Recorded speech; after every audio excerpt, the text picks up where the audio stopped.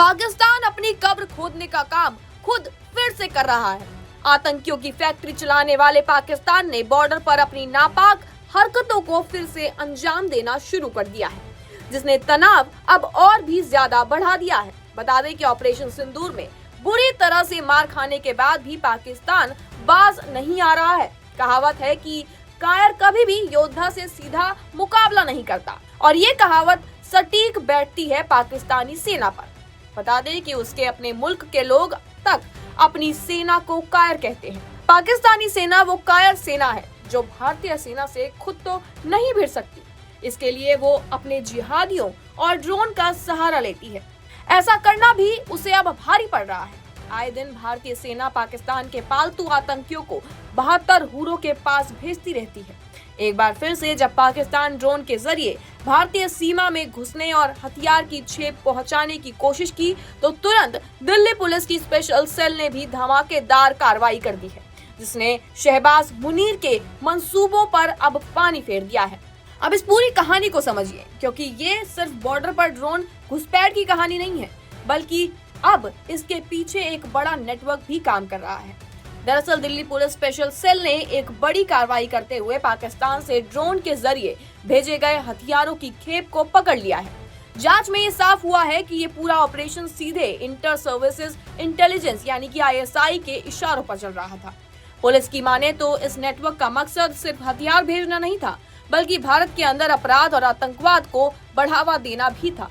इस ऑपरेशन के दौरान कुल 23 अत्याधुनिक हथियार बरामद किए गए। इनमें शामिल है Zigana pistol, Glock pistol, PX model जैसे हाईटेक हथियार।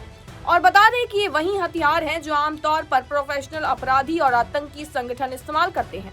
जरा सोचिए, अगर ये हथियार सही समय पर नहीं पकड़े जाते तो देश के अंदर कितनी बड़ी वारदात हो सकती है।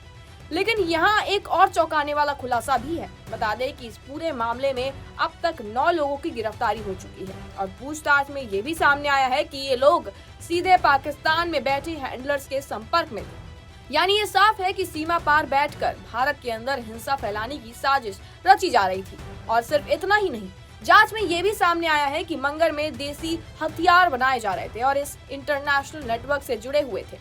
मतलब ये कि बाहर से हाईटेक हथियार, अंदर से local supply, double layer network तैयार किया जा रहा था।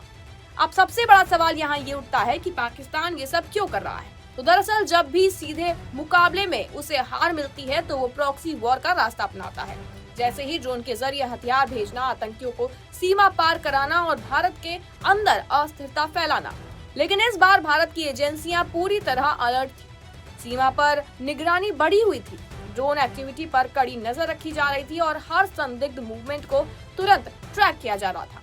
और अब पाकिस्तान को ये समझ लेना चाहिए कि ये 90 का दशक नहीं है, बल्कि ये नया भारत है। यहाँ ड्रोन आएंगे तो गिराए जाएंगे, हथियार आएंगे तो पकड़े जाएंगे, और अगर कोई भी साजिश करेगा तो उसका जवाब सीधे उसके घर में मिलेगा।